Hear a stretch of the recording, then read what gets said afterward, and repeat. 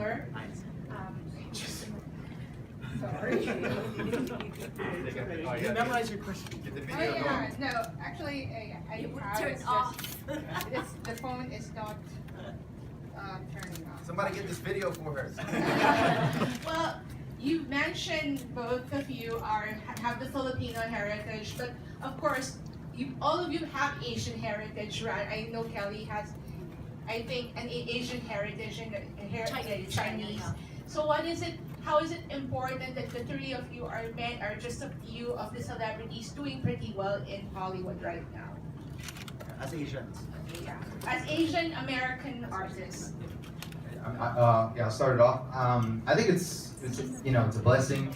Right now, actually, being ethnic is actually a good thing. When I was starting off in the year 2000, I lost a lot of roles because of being of an ethnic background. So I'm glad that it's actually switching over now. Even Dragon Ball Z, he can attest for this. Roles like that, like Dragon Ball Z, High School Musical, a lot of it, they wouldn't hire two Filipinos or two ethnics as the lead. So we happen to lose roles because of that. It's also a small community because every audition I'd always see Dante. It would always be like, oh hey, what's up, man?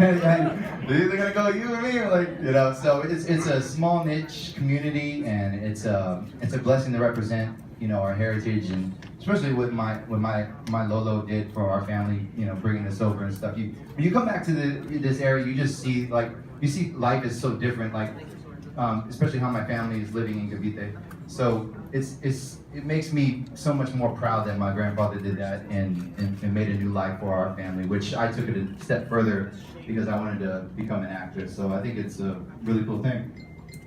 Yeah, I've been acting now for over 30 years, right? Wow. I know, it's crazy. So over 3 decades, and coming into Los Angeles being Filipino, not knowing what you were, it's like, are you Asian, are you Latino? Like, we don't know what you are. And then being able to, using that as a positive and playing a lot of different Asian roles and a lot of different Latino roles, but never really being Filipino. But being Asian in America, at this moment, Asians in America and in Hollywood, we have the highest profile that we've ever had in Hollywood since the beginning of Hollywood, since the beginning of Asians in America.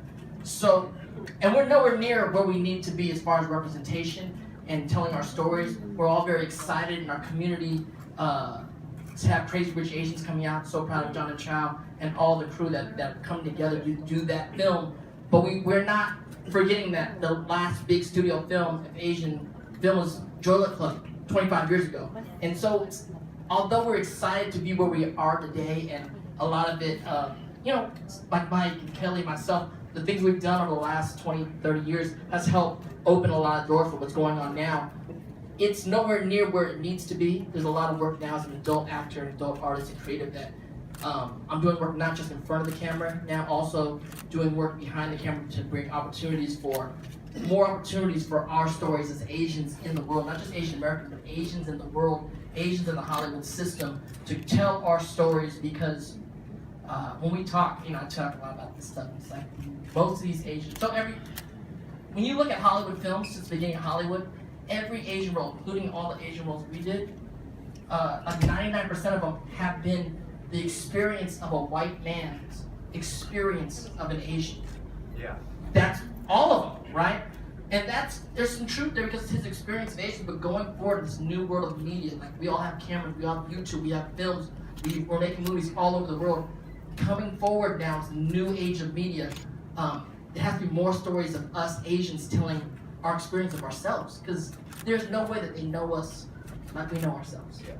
So I'm so excited to usher in this whole new era of Asian filmmaking worldwide. Okay, you left nothing for me to say except for this. Yes, it is a new era, and yes, there are more Asians on screen than ever before.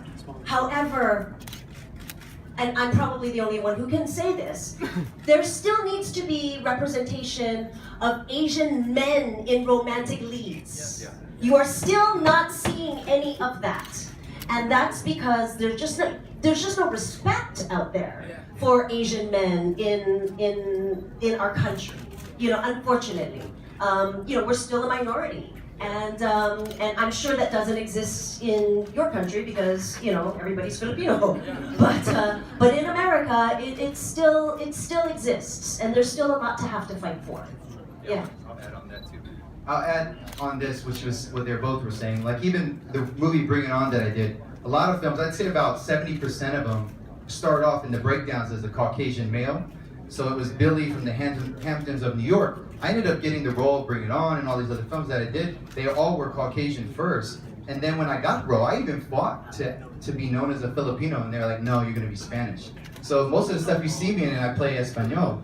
But I'm like, I don't even speak Spanish, you know, and I'm like, all right. But like she was saying, they don't see the Asian male as a leading man. So that's why I started producing too. I got 4 films that I've produced where I play the Asian lead as like, I did a movie like Taken, and I just casted a Caucasian father, and because I couldn't find a Filipino actress in Virginia that was qualified enough, I just wrote it as like my mom passed away. You know, but then we had you know what I'm saying, but it's still, I did the mix where like I wrote like I know our culture, like just like he was saying that most of it's written as a white male experiencing an Asian male, but we need to keep, you know, writing our stuff because we know our stuff the best. Thank you. Can we get more questions? Last question. Sorry. Yes. Hello, Mia Marcy from Play Without Apology.